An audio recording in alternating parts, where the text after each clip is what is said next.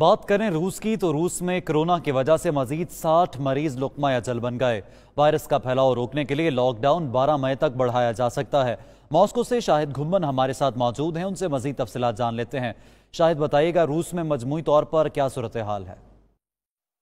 जी बिल्कुल, रूस भर में गुज़श्ता 24 घंटों में मजीद 5,849 अफराद कोरोना वायरस की लपेट में आए हैं, जबकि 60 अफराद अपनी जान की बाजी हार चुके हैं। इस तरह रूस भर में मरने वालों की कुल तादाद 615, जबकि कोरोना वायरस के मुतासिरीन की कुल तादाद 68,622 हो गई है। 5,849 अफराद अब तक सेहतयाब हो चुके हैं।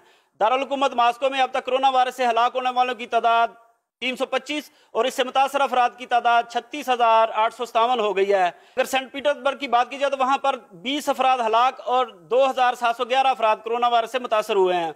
दूसरी जानब रूसी वजीर आजम ने सदर पुतिन को तजवीज़ दी है कि रूस में लॉकडाउन 12 मई तक बढ़ा दिया जाए। लोगों की नकलो हरकत मजीद कम करने के लिए लॉकडाउन को मजीद सख्त किया जा रहा है। कोरोना वायरस की वजह से रूसी इकोनॉमी को 100 अरब रुपए का रोजाना नुकसान उठाना पड़ रहा है।